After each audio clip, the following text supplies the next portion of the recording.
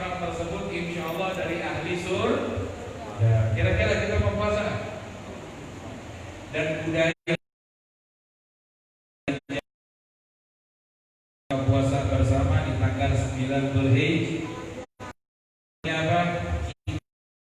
Pahala orang tapi rapot yang mendapatkan sertifikat halal dari Allah dan Rasul.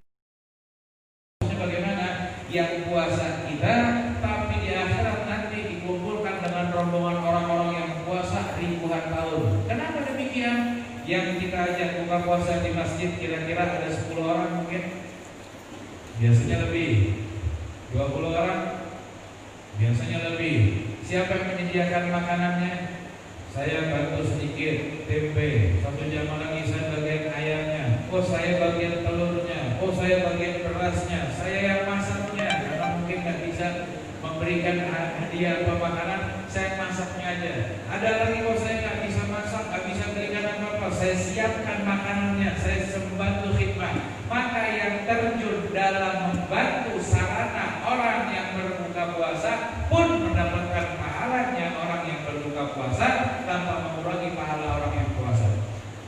Jadi contoh, kalau seandainya insya Allah nanti saya puasa, tiba saya diundang sama Pak Haji Ketua DKM, tapi buka puasa di rumah, baik insya Allah. Saya bawa anak istri, contoh Pak Haji. Saya bawa anak istri, kebetulan puasa juga. Saya bawa mertua, kebetulan puasa juga. Saya ajak Ustaz Fauzan, saya ajak Ustaz Burhan, saya ajak tamirnya, saya ajak 10 orang dari jamaah. Saya info Pak Haji, saya bawa 10 orang. Siap Habib. Begitu sampai di puasa, beliau puasa dapat pahala 2 tahun.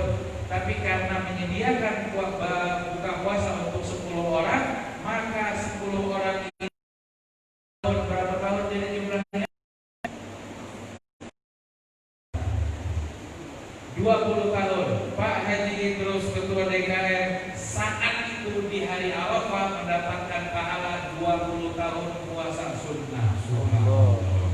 Pernah kita puasa sunnah bertahun-tahun begitu? Sholat sunnah aja banyaknya cuma Ramadan, apalagi puasa. Tapi baiknya Allah tahu kita yang makhluk yang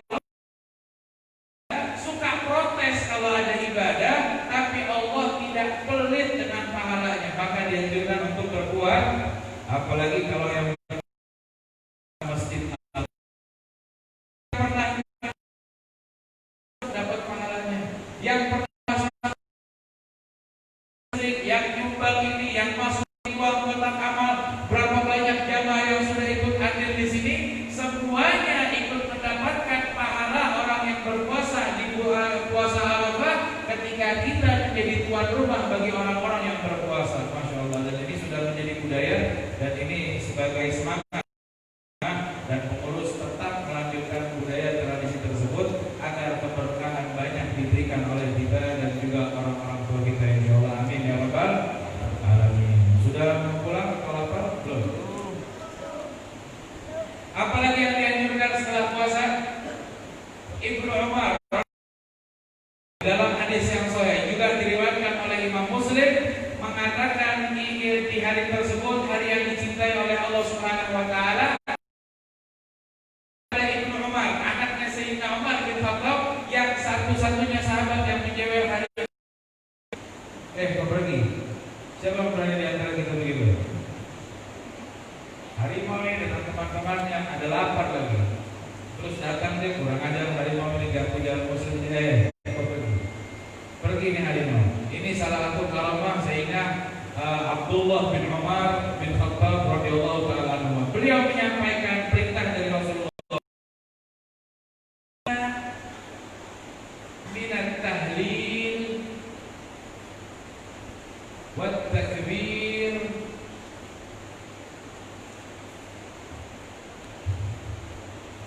tahmid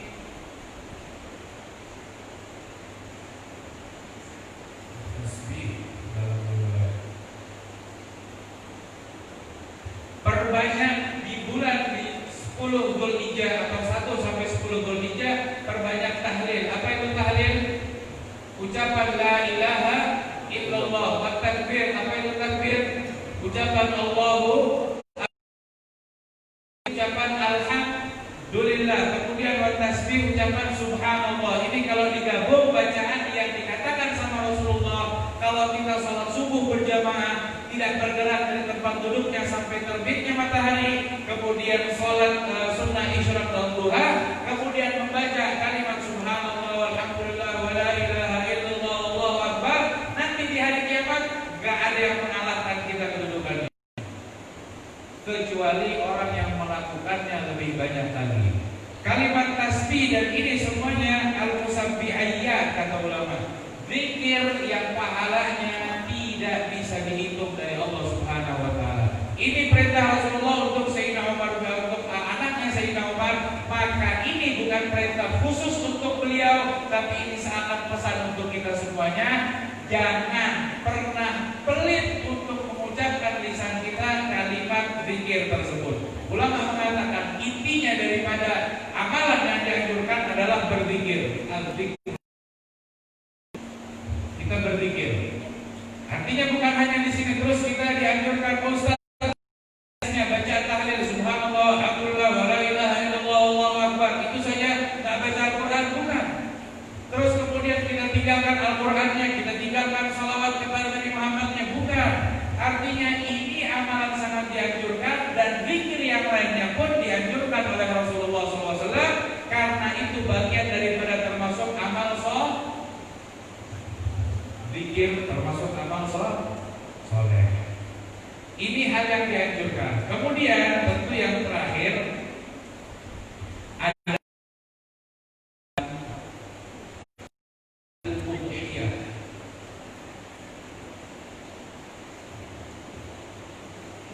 Al-udhiyah, apa ini udhiyah? Berkurban. Sebelum kita bahas berkurban, jamaah yang dimuliakan Allah Subhanahu wa taala, amalan yang kita bahas sedikit, masih banyak lagi amalannya. Yang sedikit ini kita bahas yang paling besar, yang paling mulia di hadapan Allah, yang paling Allah Subhanahu wa taala. Satu hal, apa itu? Tarkuma haramallah, tinggalkan apa yang diharamkan Allah Subhanahu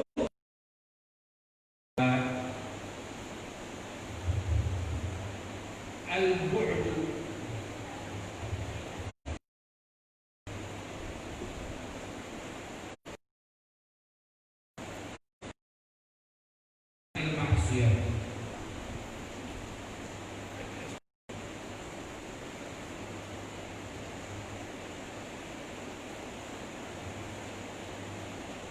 Jauh dari maksiat, ini inti daripada amalan terbaik. Kenapa? Amal soleh, perbuatan baik, puasa, zikir, berkurban, bersedekah, membaca Al-Quran, ini semua bisa dilakukan orang yang beriman dan orang yang tidak beriman. Tetapi meninggalkan apa yang diharapkan oleh Allah Subhanahu wa taala di bulan yang mulia tidak dilakukan kecuali orang-orang khusus pilihan Allah Subhanahu. Jadi yang pertama dari semua ini inti sadinya tinggalkan apa yang diharapkan Allah Subhanahu wa taala. Kenapa hapus itu?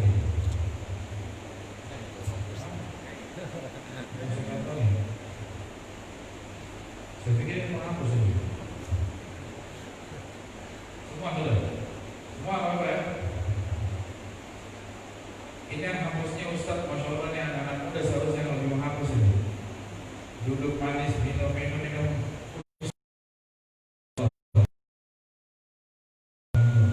Sudah cukup, karena itu yang hapus sudah cukup, namanya pada.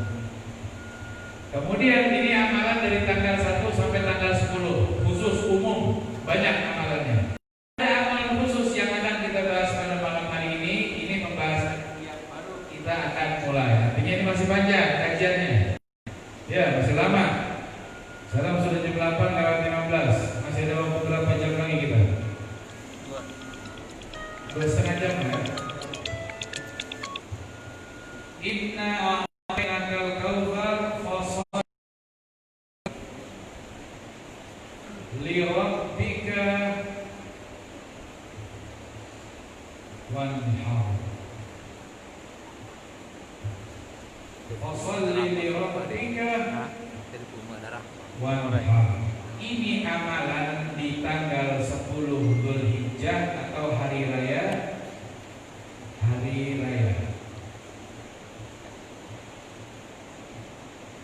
Fasholli, maka dirikanlah sholat. Yang pertama, sholat. Sholat apa yang dimaksud? Sholat Idul Adha. Ini Adha. Yang kedua, perintah daripada Al-Quran, fasholli li rabbika, maka dirikanlah sholat untuk Allah Subhanahu wa ta'ala. Dan yang kedua, wanhar. Apa itu wanhar? Berkurban atau menyembelih. Pembahasan kita di sini. Yang tadi kita bahasannya umum, tapi pembahasan fokus kita saat ini di sini. Sholat dan berkurban. Kenapa didahulukan sholat dan kenapa ulama mengatakan sholat lebih afdal dari sholat Idul Fitri? Kenapa demikian? Ini disebutkan di dalam Al-Quran.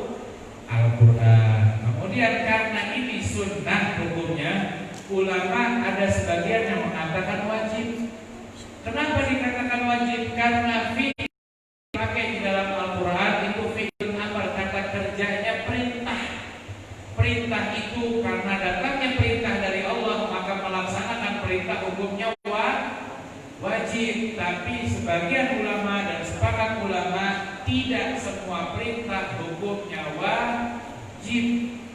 Maka ulama mengatakan ini hukumnya sunnah. Ada yang mengatakan fardu kifayah, ada yang mengatakan sunnah kifayah. Intinya sepakat ulama, sholat Idul Adha itu hukumnya sunnah, tapi lebih afdal pada sholat Idul Fitri. Karena ini sunnah. Yang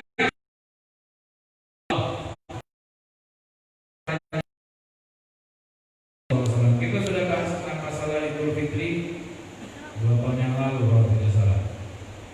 Apa bedanya dengan sholat khutbah Jumat? Itu diwajibkan. Sholat Jumat hukumnya Idul Adha hukumnya sunnah. Sifat orang yang ketinggalan sholat ini juga ada. Sholat Jumat yang kalau dia ketinggalan 1 rakaat, terus dia berdirinya 1 rakaat atau 3 rakaat. Saya datang, tiba-tiba Ustaz Burhan sudah rakaat Jumat. Saya datangnya memang khutbahnya lama.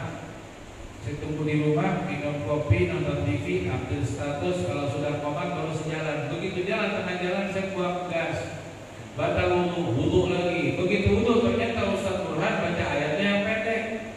Saya ketinggalan. Saya jadi yang kedua. Kemudian setelah saya bangunnya 1 rakaat atau 3 rakaat. Karena 1 rakaat kita tidak berjamaah, wajib berjamaah. Idul Adha saya ketinggalan, rakaat kedua saya baru datang. Saya mau berdirinya rakaatnya 3,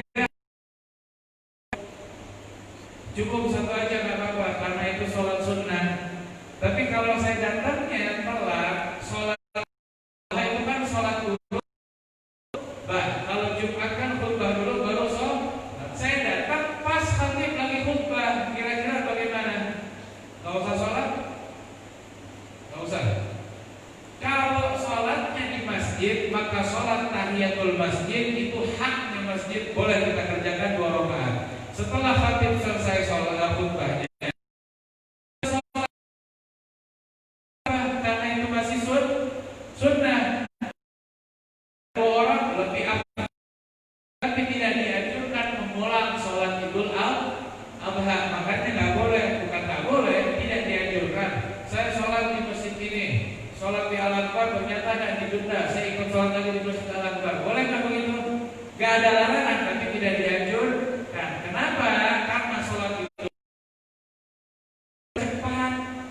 Kalau kita makin banyak sholat, akhirnya makin banyak membuang waktu. Kenapa diperintahkan untuk dipercepat? Karena perintah ayat Al-Quran setelah sholat adalah wanhar, menyembelih. Dulu dari zaman Nabi Muhammad dan seterusnya, budaya Idul Adha itu dijadikan sama Rasulullah keluar dari rumah lebih cepat. Beda dengan Idul Fitri.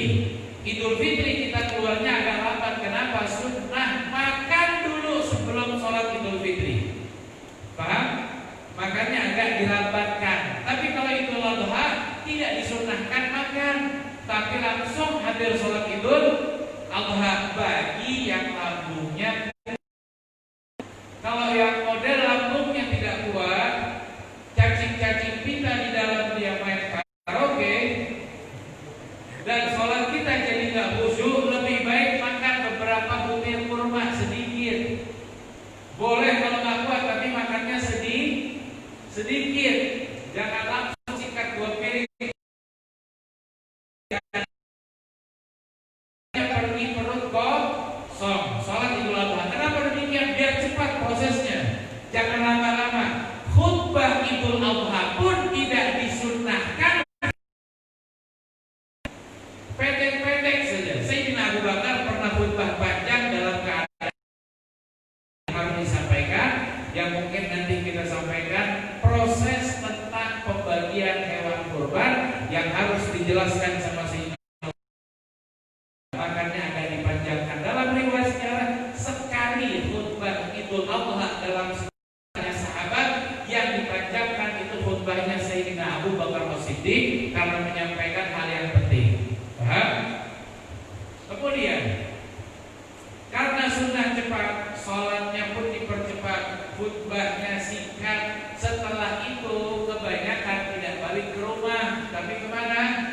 Langsung ke lapangan eksekusi pemotongan hewan. Jika dianggap oleh MUI dan kesehatan tempat kita layak, karena MUI-nya Nabi Muhammad SAW.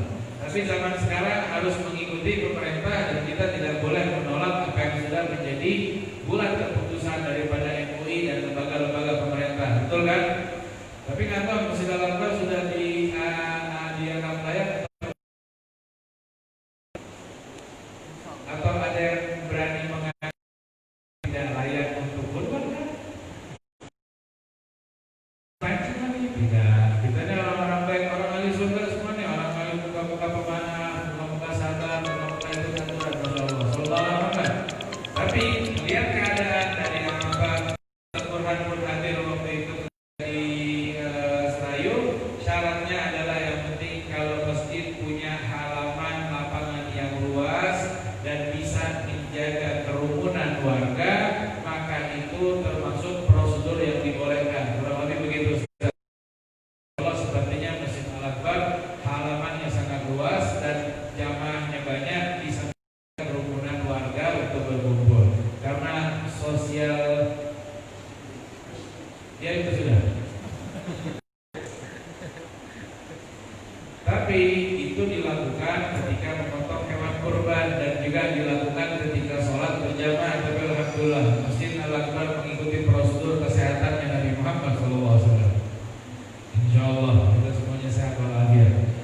Kemudian karena daripada Rasulullah, maka kita ikuti bagaimana Rasulullah berkurban. Rasulullah berkurban. Ketika selesai khutbah, Rasulullah langsung keluar ke masjid dan Rasulullah perintahkan kepada Siti Fatimah, ya Fatimah, qumi ila udhiyati fa inna Allah yaghfiru kull dhanbin 'amiltihi fi awal qatratin minha. Wahai Fatimah, keluar dari rumah kamu dan saksikanlah hewan kurban kamu. Saat itu Siti Fatimah berkurban 1 ekor kambing. Saksikanlah, lihatlah, karena Allah mengampuni semua dosa-dosa kamu dari Allah sudah ampuni dosa-dosa kamu. Maka Rasulullah melakukannya dalam riwayat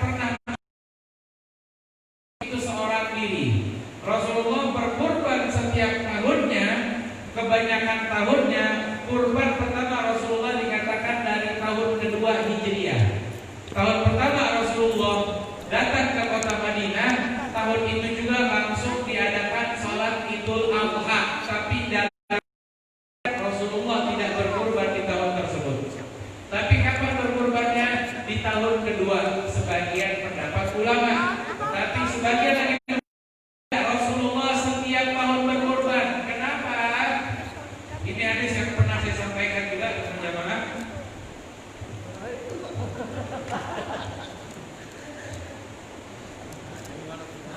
Masya Allah, mirip ini soalnya.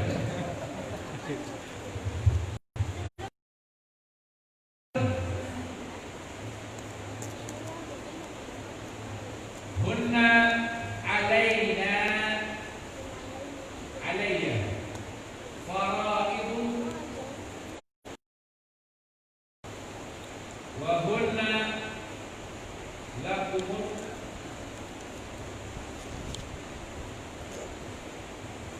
Ini hadis diriwayatkan juga oleh Falathatun, 3 hal kata Rasulullah.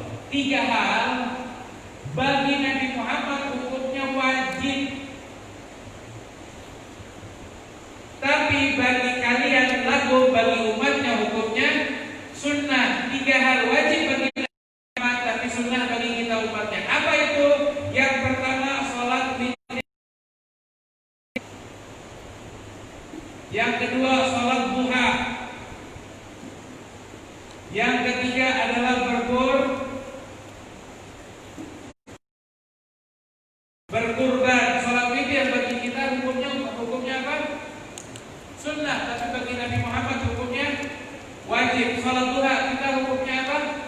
Sunnah, tapi bagi Nabi Muhammad hukumnya wajib. Begitu juga dengan berkurban, bagi Nabi Muhammad hukumnya wajib, tapi bagi kita hukumnya sunnah. Makanya ulama mengatakan Rasulullah tahun pertama tidak berkurban. Sebagian ulama mengatakan tidak.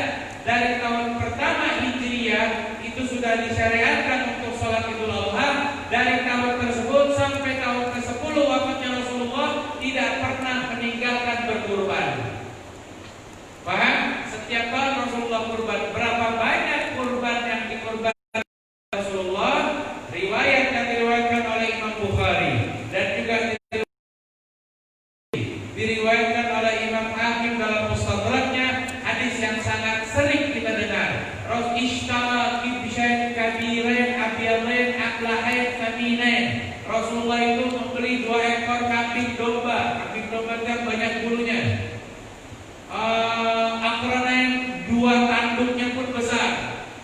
Faminain, gemuk. Aklahain, dagingnya tuh tidak perlu subur besar. Abyadain, 2 ekor warnanya putih. Dalam riwayat Tirmidzi ada sedikit warna hitamnya. Ini yang dikerjakan oleh Rasulullah setiap tahunnya. Paham? Ini hadis, bentuk hadisnya sama, tapi kalimat-kalimatnya berbeda-beda tergantung siapa yang meriwayatkan. Intinya Rasulullah setiap tahun, kesepakatan para ulama itu berkurbannya seperti apa?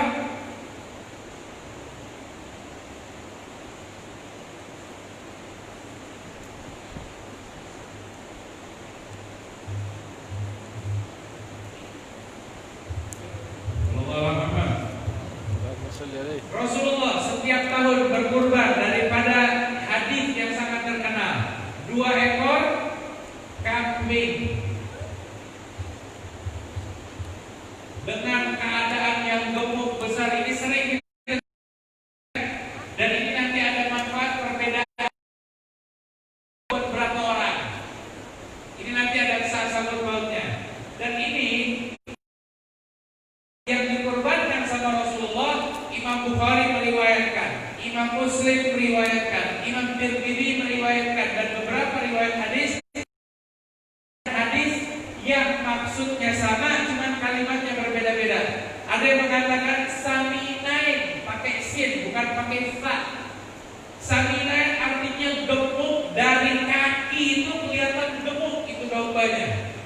Ada yang mengatakan lagi saminain, bukan kelihatan gemuk dari bulunya, tapi memang dagingnya yang berisi. Walaupun itu domba dikasih botak, tetap kelihatan dagingnya besar. Paham? Ada yang bilang akronain, ada yang tambahannya lagi 2 tanduknya itu besar sampai melingkar, jumlahnya besar. Dan Rasulullah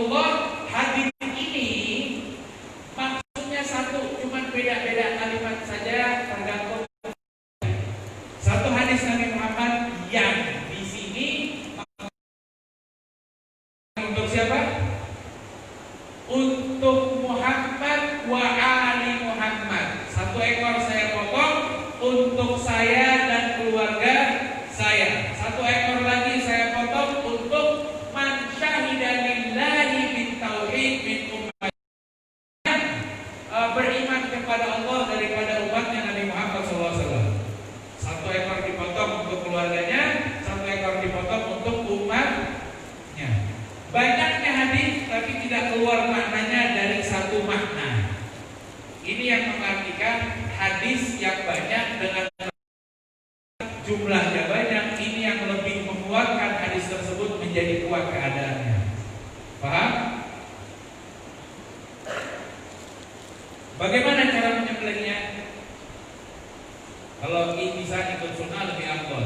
Walaupun untuk anak perempuan tapi disuruh melihat juga itu cara yang dikerjakan. Selesai khutbah, Rasulullah keluar, diambil kambingnya, diikat kepalanya, dijepit, jadi diangkat kaki. Kalau kambingnya ini palanya madep sini, diikat kepalanya, kaki sama tangan kambing yang dekat sama Rasulullah, bukan yang di depan. Artinya yang kalau sebelah tangannya kambing, kaki kanan kambing sama kaki kiri kambing, itu yang diambil sama Rasulullah.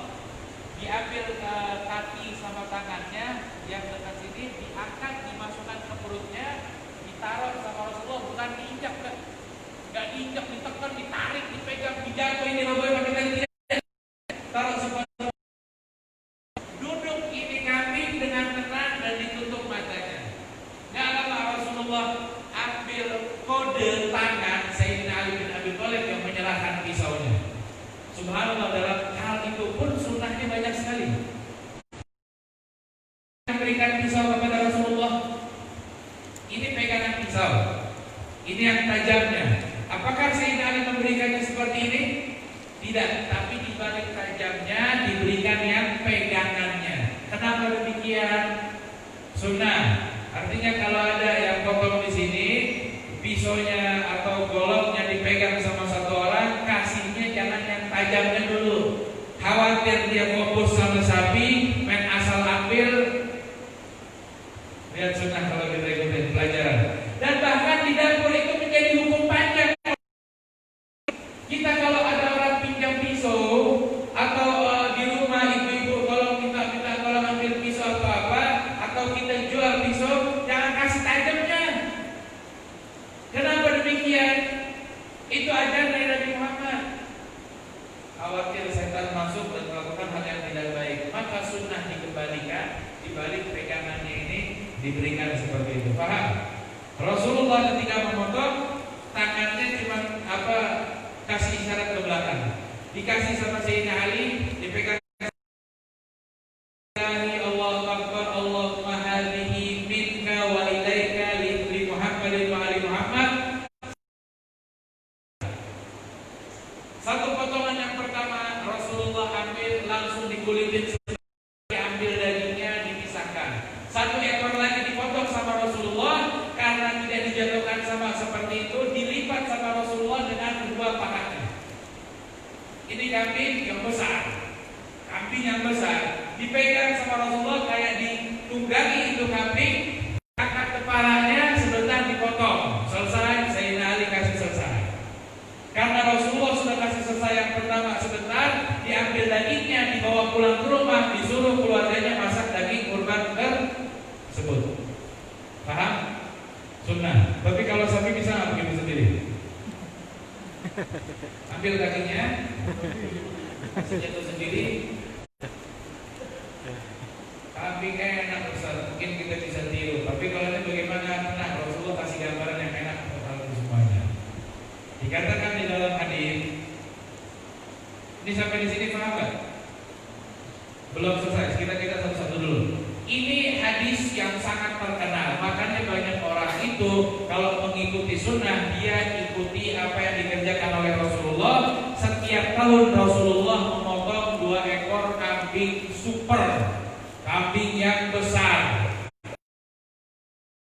Harganya paling mahal. Ini sunnah. Sesekali niatkan kalau ada rezeki, saya mau beli kambing yang besar yang harganya mahal, Muhammad bukan merasa diri orang kaya tidak enak kalau kambingnya kurus-kurus. Malu hati nanti tetangga ngomong enggak, tapi karena Allah Subhanahu wa taala dan Nabi Muhammad mengerjakan seperti itu. Antum coba niatkan seperti itu. Kalau dari segi saya buat seperti itu, niatkan seperti itu. Sekarang, begitu antum niatkan sekarang sudah ditulis pahala kita berkurban 2 ekor kambing yang seperti Nabi Muhammad SAW. Enak nggak kita umat Islam? Niat aja dikasih pahala sama seperti kita mengerjakannya. Apalagi niat yang sampai kita laksanakan, diganjar pahalanya sampai 700 kali lipat kita mengerjakannya. Artinya kalau 2 ekor yang kita potong dengan niat dan kita laksanakan, kemudian diganjar 700 kali lipat oleh Allah Subhanahu wa taala. 2 ekor kambing kali 700 kali lipat, berapa jumlah kambingnya? Berapa? 1000. Pernah nggak kita melakukan hal itu setiap tahunnya? Ya Allah, enaknya umat Nabi Muhammad, niat baik tidak dilaksanakan dapat pahala 2 ekor kambing, diganjar 700 kali lipat oleh Allah Subhanahu wa taala. Makanya kita ini banyak terkejut nanti. Kaget kita sama apa yang kita lakukan dan apa yang dilakukan Allah kepada kita. Begitu masuk surga, insya Allah, amin ya rabbal alamin. Dia bilang, Haji Idrus, Ketua DKM Masjid Al-Akbar, dan rombongannya, jamaahnya, Ustadz Burhan, Ustadz Fauzan, semuanya jamaahnya, orang-orang yang berkurban sapi 10.000 ekor setiap tahunnya. Wih, dari mana datangnya? Lipat ganda yang diberikan Allah Subhanahu wa taala. Dan itu ribuan ekor sapi hewan itu menjadi saksi di hadapan Allah Subhanahu wa taala. Enak gak ini pahala? Sunnah ini yang punya ya. Sudah, ini satu hadis. Dari sinilah ada mulai timbul perbedaan pendapat tentang 1 ekor kambing ini untuk berapa orang. Betul kan? 1 ekor kambing itu untuk 1 orang atau untuk boleh sekeluarga? Kan sering seperti itu ya. Maka yang mana yang betul?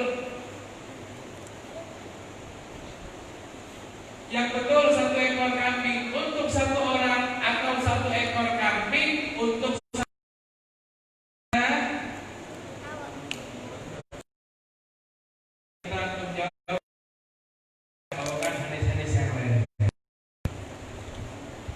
pertama, Masya Allah, ini yang saya katakan tadi, hadis satu-satunya hadis yang menjelaskan Rasulullah berkorban setiap tahun 2 ekor kambing, dengan 1 ekor diberikan kepada Nabi Muhammad dan keluarganya, 1 ekor lagi diberikan kepada umatnya yang beriman. Paham?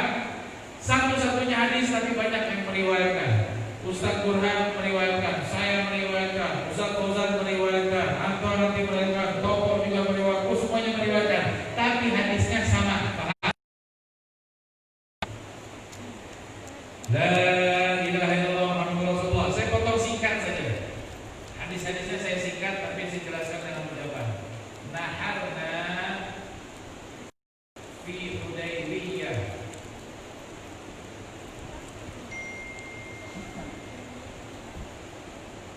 ma'a Rasulillah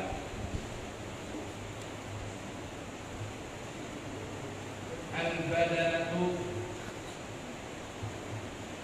an sab'atin. Ini dari yang pertama. Hadis ini diriwayatkan oleh jamaah Bukhari, Muslim, Tirmidzi, Baihaqi, Ibn Abi Dunya, dan juga Sunan Abu Dawud meriwayatkan bahwasanya sahabat mengatakan, naharna fi Hudaybiyah, ketika dalam perjanjian sulh Hudaybiyah, kami menyembelih 1 ekor unta untuk 7 orang bersama Nabi Muhammad.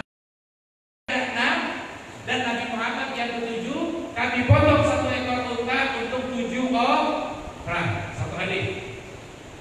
Berbeda nggak sama ini? Berbeda. Yang ini kambing, yang ini unta. 1. Yang kedua, la ilaha illallah Muhammadur Rasulullah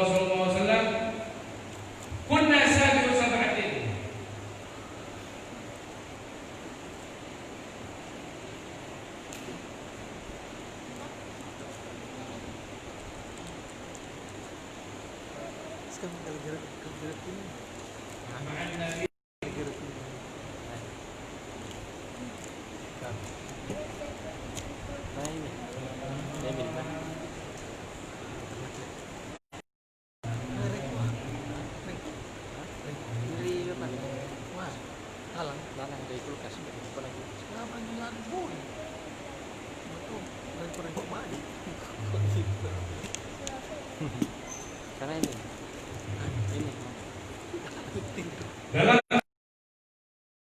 Kunasa di Usahatin dulu kami ini pernah berkumpul 7 orang.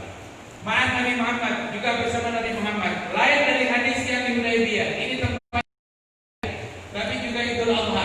Idul Adha yang lain Nabi Muhammad juga bersama 7 orang sahabat. Ada Rasulullah di situ, ma'an Nabi Muhammad. Fa'amarana, maka Nabi Muhammad perintahkan kita yang mampu bijak ikut liwahidin dirham. 1 orang 1 dirham. Tujuannya apa? Untuk membeli 1 ekor unta. 2 hadis diriwayatkan oleh, 1 hadis diriwayatkan Imam Ahmad, 1 hadis diriwayatkan lagi oleh jamaah. 2 hadisnya berbeda tidak sama kambing? Berbeda kan? Oke, baik. Yang ketiga, zabaha anna al-baqarah.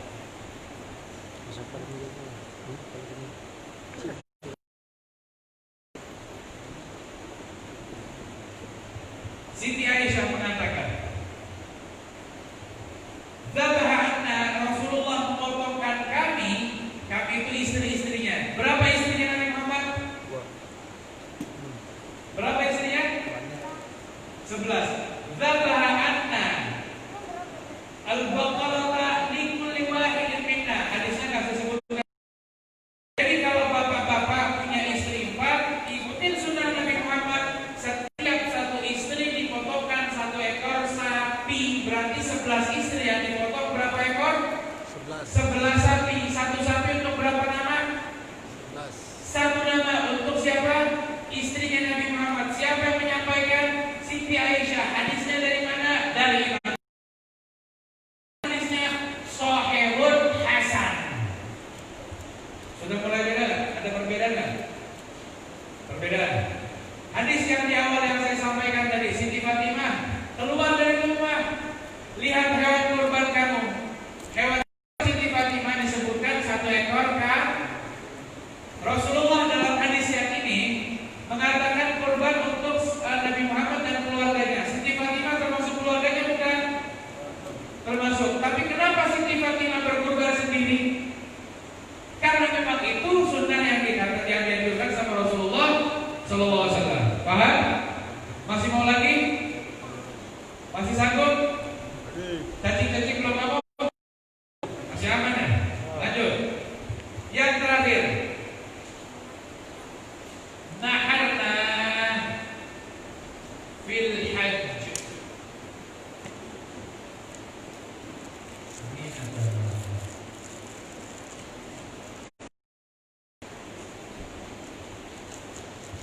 Ini hadis juga diriwayatkan oleh riwayat Imam Bukhari dan juga Imam Tirmidzi. Hadis yang ke 1, 2, 3, 4 dan 1 hadis yang disebutkan Siti Fatimah sudah 5 hadis. Ini hadis yang terakhir. Naharna fil hajj, kami menyembelih ketika dalam keadaan haji. Mi'atana koh 100 ekor unta. Haji Nabi Muhammad itu kapan? Nabi Muhammad berapa kali haji? Rasulullah SAW hajinya berapa kali? 1 kali. Haji wada. Itu hajinya Rasulullah. 1 kali Rasulullah mengerjakan haji. Naharna fil hajj, ketika di haji Rasulullah itu menyembelih 100 ekor unta. Sitta thalatha wa sittin nahara binafsi. 63 ekor dipotong sama Nabi Muhammad sendiri. 63 ekor unta. Untanya besar atau kecil? Besar. 63 ekor unta dipotong sama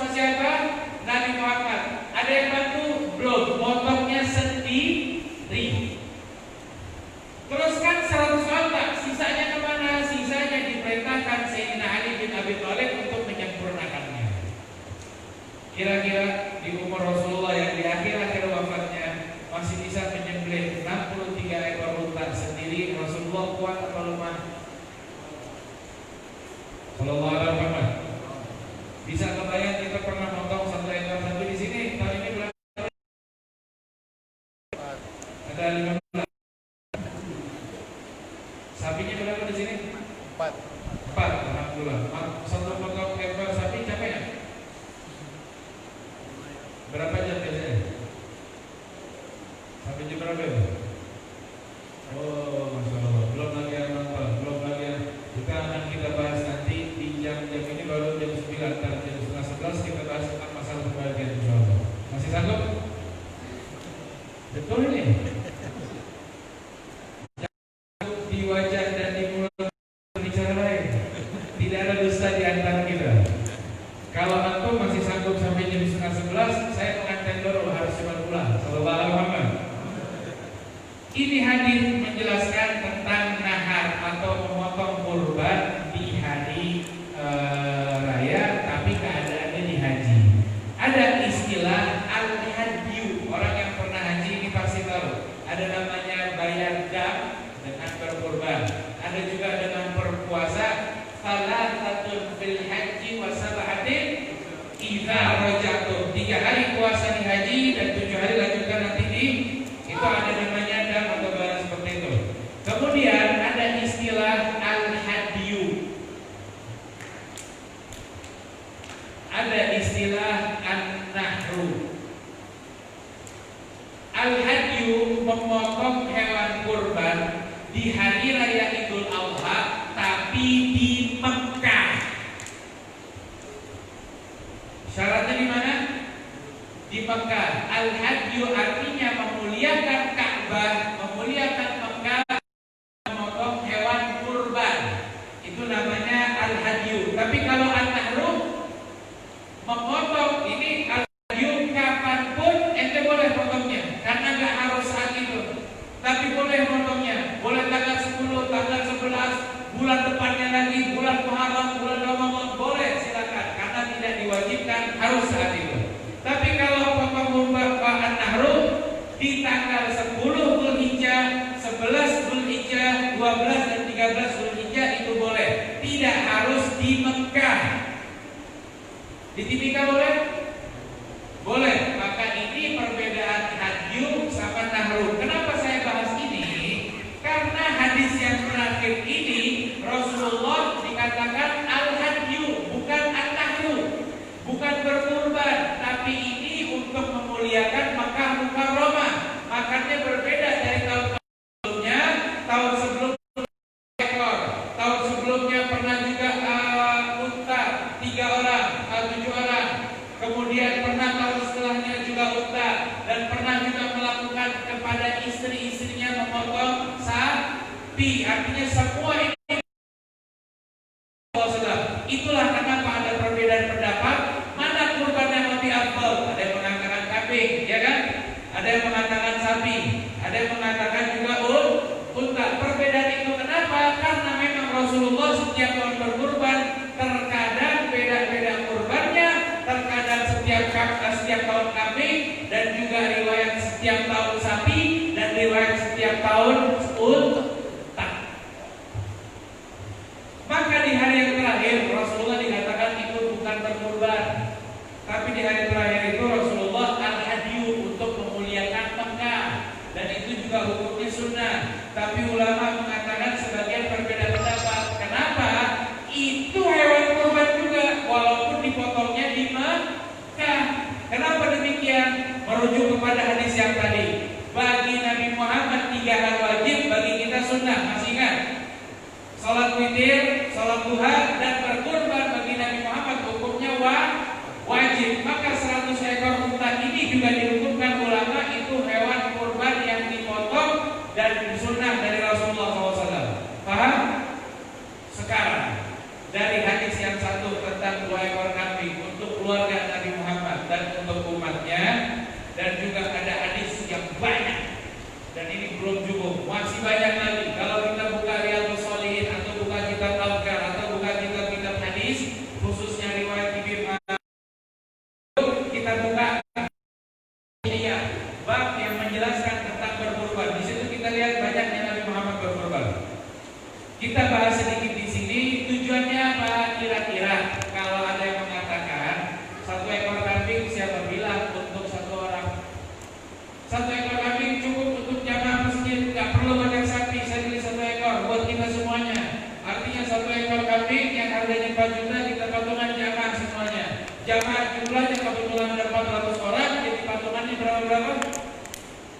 4 juta dibagi 400 jadi berapa? Ada nggak yang mengatakan seperti itu? Dalilnya jelas bukan? Jelas kan? Dalilnya jelas karena memang kalau memakai dalil ini, dalil sangat jelas. Rasulullah 1 ekor kambing untuk Nabi Muhammad dan juga untuk umatnya. Tetapi hadis ini jangan langsung dijadikan untuk kita masyarakat umum.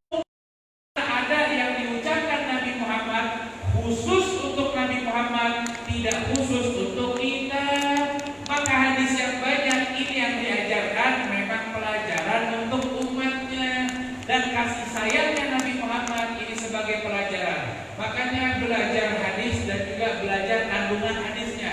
Ibn Hajar mengatakan, Imam Nawawi juga mengatakan, maksud daripada hal tersebut ini boleh bagi kita yang mau berkurban. Ustaz Fauzan mau berkurban 1 ekor kambing, dinamakan dengan namanya Bismillah minka hadhihi minka wa ilaika Allahumma hadhihi udhiyati, sebut namanya Ahmad Fauzan disebut dan diniatkan keluarganya diniatkan keluarganya juga mendapatkan pahala. Maka Imam Nawawi mengatakan ini maksud hadis seperti itu tujuannya. Pelajaran yang dinamakan tetap 1 tapi pahalanya boleh diniatkan untuk orang banyak, bahkan diniatkan juga untuk umat semuanya. Bahkan juga jangan lupakan keluarga kita, orang tua kita, apalagi jamaah kita. Maka yang berkurban niat dinamakannya 1 ekor sapi untuk 7 orang, tapi boleh pahalanya kita beri untuk 7.000 orang. Paham? Kira-kira kalau ada yang berbeda pendapat tentang gak ada yang mengatakan 1 ekor kambing untuk 1 orang, boleh nggak begitu mengatakannya? Boleh, karena tidak banyak belajar tentang syarah hadisnya. Tapi jangan juga kita salahkan. Mungkin yang paling betul mereka, mungkin yang salah saya. Tapi melihat daripada kesepakatan hadis ulama juga menjelaskan 1 hadis ini tidak ada 1 ulama dari kalangan salah. Artinya siapa? Imam Bukhari, Imam Muslim, Imam Nawawi, dan juga Imam Ahmad, Imam Abu Hanifah, Imam Syafi'i, semua para ulama salaf yang hidupnya 300 tahun setelah Nabi Muhammad, tidak satu pun mengatakan 1 ekor kambing bukan untuk sekeluarga. Jadi besok-besok tak perlu lagi ada kurban. Tidak ada. Tapi baru ada perbedaan ini baru kemarin, setahun atau 10 tahun belakangan ini baru ada perbedaan. Kalau dari zaman dulu bahkan orang-orang dulu sudah paham. Kambing ini untuk nama siapa? Besok untuk sekian itu boleh. Pahalanya pun disertakan boleh. Tujuannya apa? Kalau nggak salah, dia tetap mendapatkan pahala kurban. Kenapa? Sudah disertakan. Itulah enaknya umat Islam, belum melakukan perbuatan baik, tapi sudah ditulis perbuatannya melakukan perbuatan baik. Kayak kita kalau mau hajinya kan untuk kita. Boleh nggak kita haji, kita niatkan juga nih haji saya, haji ibu saya, bapak saya, segala macam sudah saya niatkan. Jadi besok-besok dia nggak wajib haji lagi. Betul nggak begitu? Boleh nggak begitu? Nggak boleh. Tapi ini haji saya. Kalau baik saya yang menerima panggilan ya Allah, tapi sertakan pahala haji kepada keluarga, itu baru boleh. Kalau memberikan niatkan pahala kepada banyak orang, tujuannya juga pahala yang Allah berikan kepada kita, juga manfaatnya diterima sama saudara-saudara kita. Ini yang dimaksud kasih Nabi Muhammad. Gak mau masuk surga sendirian, gak mau punya pahala sendirian, tapi semuanya diikut sertakan juga mendapatkan pahala yang sama. Paham? Nah, kira-kira masih ada perbedaan? Kalau ada yang memaksa, gak boleh. Sampai kambing buat semuanya, gak apa-apa. Yang memaksakan juga, saya belajarnya seperti ini. Sapi untuk 7 orang, kambing untuk 1 orang, gak apa-apa juga. Yang mau ikut Rasulullah, 1 ekor sapi untuk 1 orang, boleh gak? Kan bisa untuk 7. Kalau mampu untuk sendiri, kenapa harus 7 orang? Kan lebih afdol seperti itu. Kalau mampu, kenapa masih patungan sendiri saya? Dan itu boleh. Rasulullah istrinya yang 11 diberikan 1 istri 1 ekor sapi. Wallahu a'lam. Paham di sini? tentang masalah pembagian sekarang.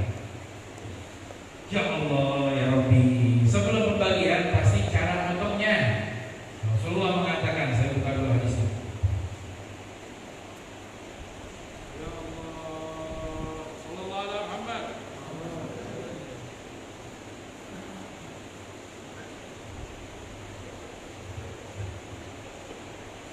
Ya Allah.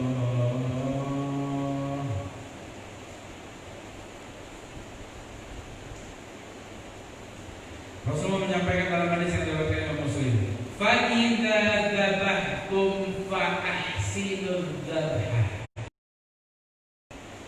wal yu'idda ahaduhum syafratah falyalih labitahu. Kalau kalian mau nyembelih, sembelih dengan pisau yang tajam dan senengin.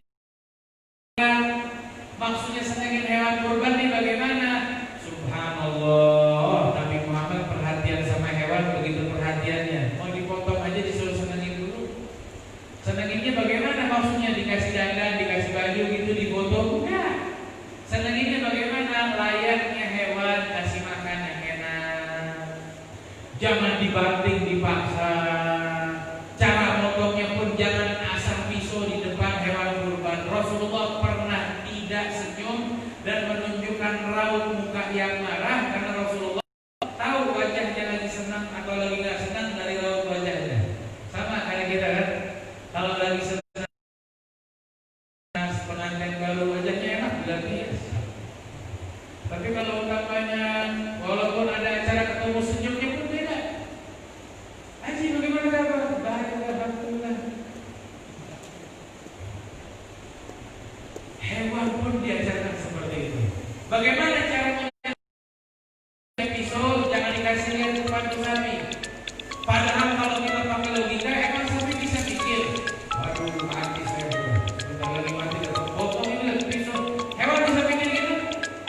Tidak. Tapi Rasulullah seakan punya kasih sayang, bukan seakan. Kasih sayang yang ditunjukkan kepada hewan, seakan hewan itu bagian dari kita yang jangan sampai kalian memotong, kalian lihatkan pedangnya. Pedangnya disimpan, makanya orang-orang tua dulu biasanya nggak langsung keluarkan goloknya, dia simpan dulu, diatur dulu. Dan cara menyenangkannya bagaimana? Kalau mau ikut sunnah, potong hewannya dan yang menyembelihnya itu menghadap kiblat. Contohnya sapi, kepala sapi ini kiblat ke sini, kepala sapi di sini, badannya di sini, artinya kita motong ke arah kiblat. Yang memotong bagaimana? Sudah siap di sini menghadap kiblat, potongnya ini sunnah. Paham sunnah? Sunnah ini artinya dikerjakan dapat pahala, tidak dikerjakan tidak berdosa. Tapi kalau seandainya kita kebanyakan bukan kebanyakan, jamaah yang hadir banyak yang hadir. Baru kalian kita ini batu-batu kan? Sudah diaspal kan? Belum sudah diaspal Pak Haji? Belakang halaman sudah diaspal belum? Insya Allah depan sudah diaspal dan sudah mulai rapi jalan.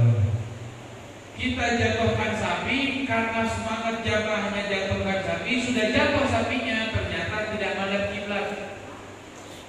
Terus kira-kira ini bagaimana caranya? Lepas dulu talinya atau langsung putar sudah? Repot lagi lepas lagi kasih putar sudah. Putar sapinya ditarik. Putar itu sapi kan kasihan kalau itu sapi bisa bicara gitu.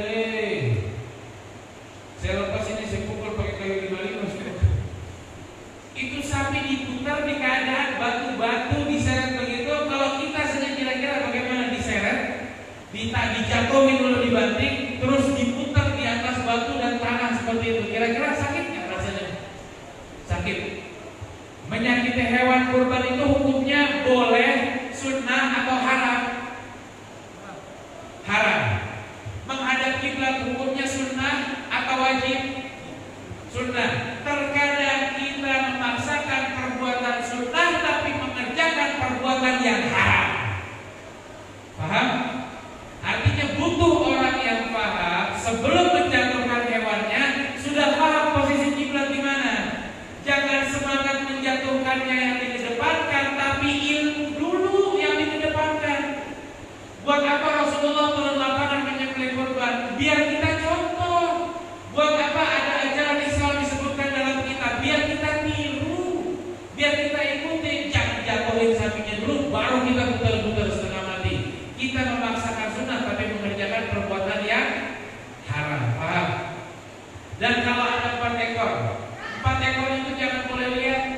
Ya Allah, Nabi Muhammad mengatakan luar biasa.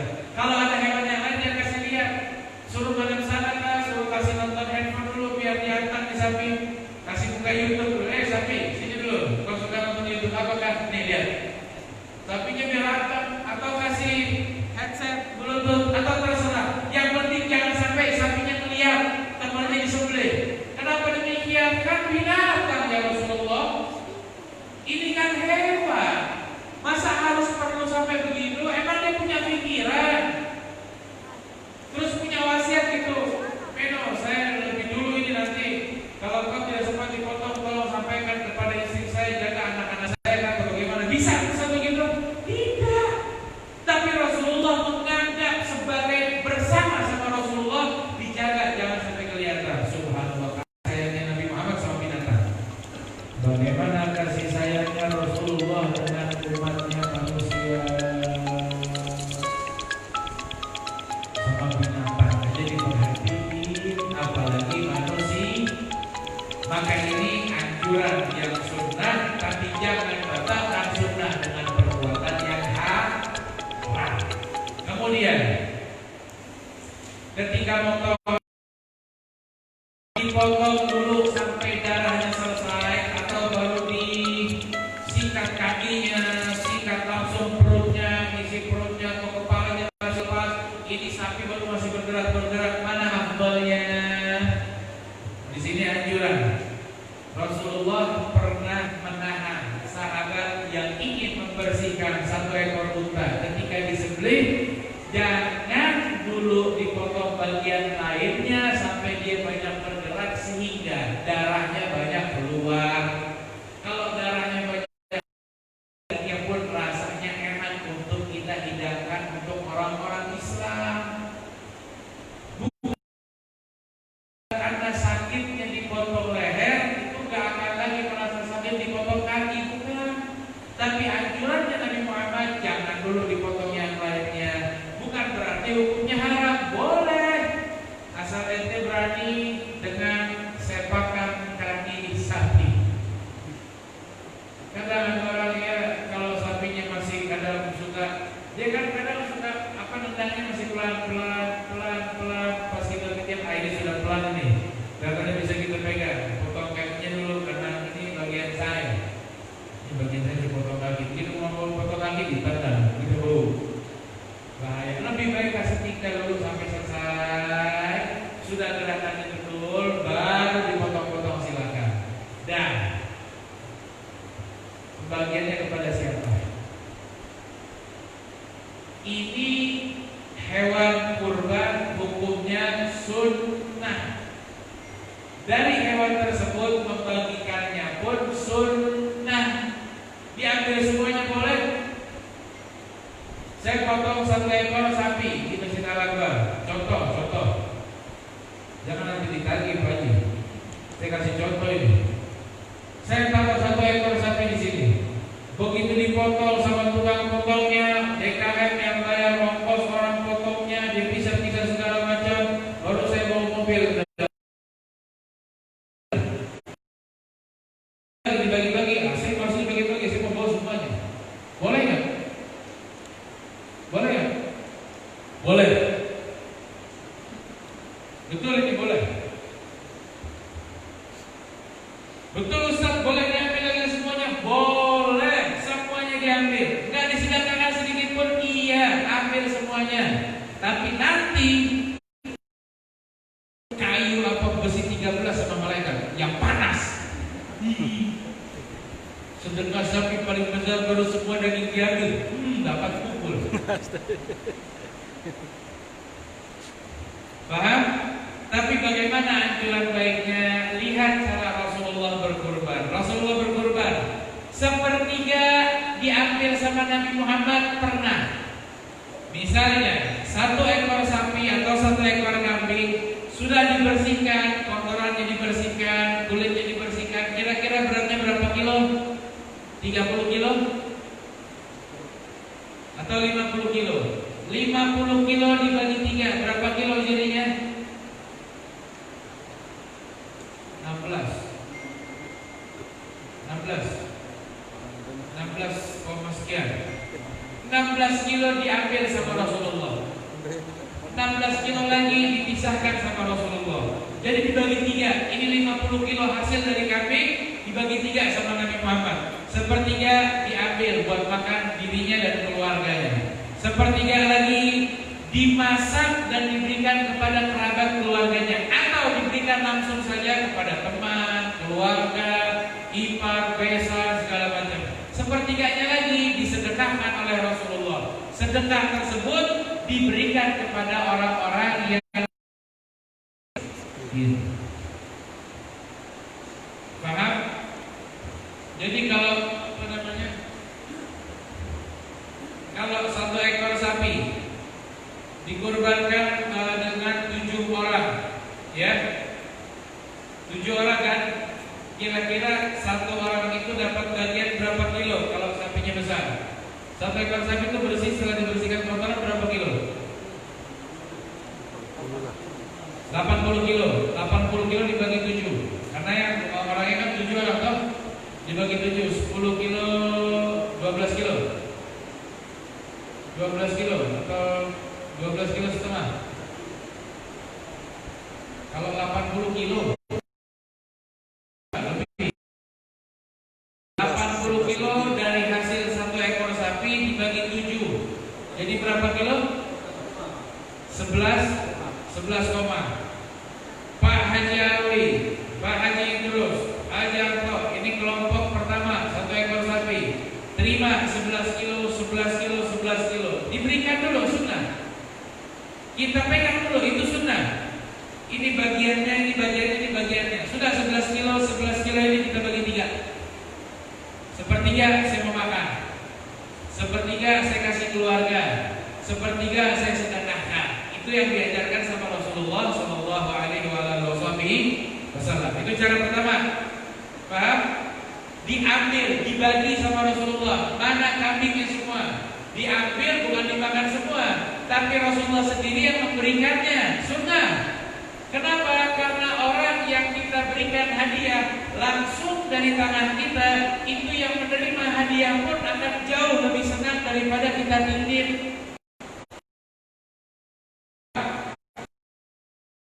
Punya waktu. Kalau nggak punya waktu pun boleh dititipkan, nggak ada masalah. Ini sunnah. Sesekali sunnah ini kita praktekkan.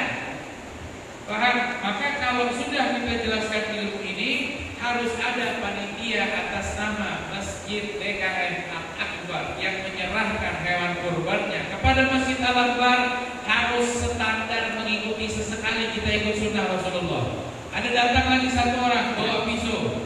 Saya potong dulu ini Haji terus saya punya kakak ipar, jadi dia kurban, saya keluarganya saya potong dulu. Sabar. Tidak bisa.